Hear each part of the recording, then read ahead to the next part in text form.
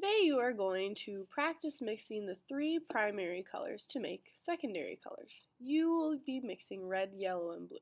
You will get two pieces of paper and you need to write your name and class code on the back of both pieces of paper.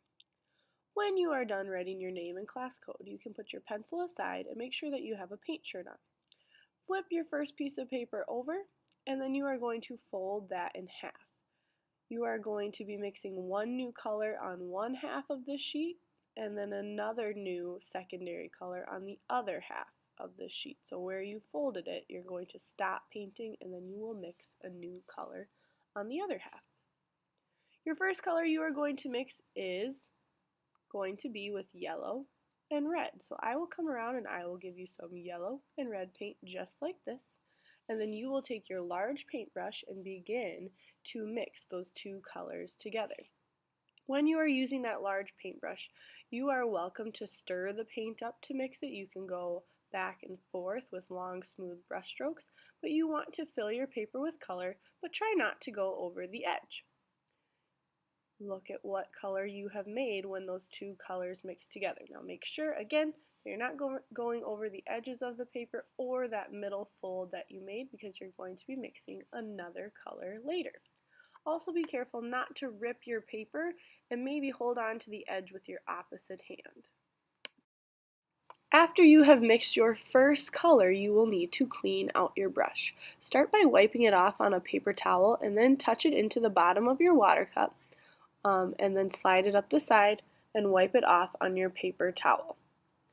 Do your best to get this as clean as you can and try not to get the water or the dirty paint onto the other side of your paper because that might mess up your color. Now you can see that I actually will do that, but see what happens when we paint over this color.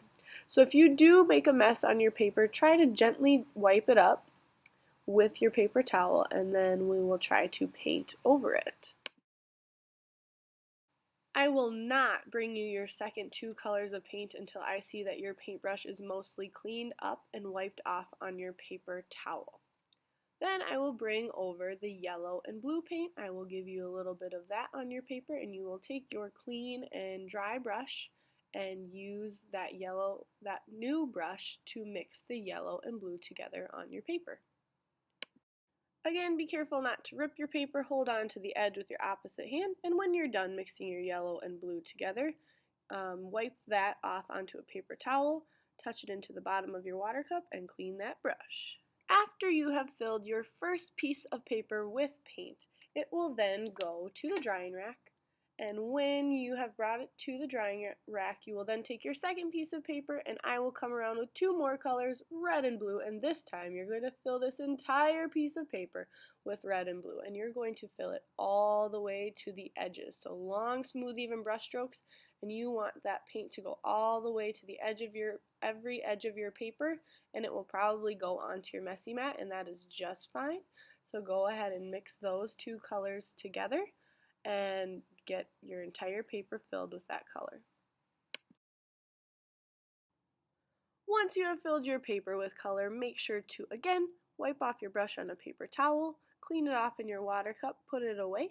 That paper will go on the drying rack, and once it is on the drying rack, and if you need help, just ask because it will be a very wet piece of paper. You'll need to be super careful with it.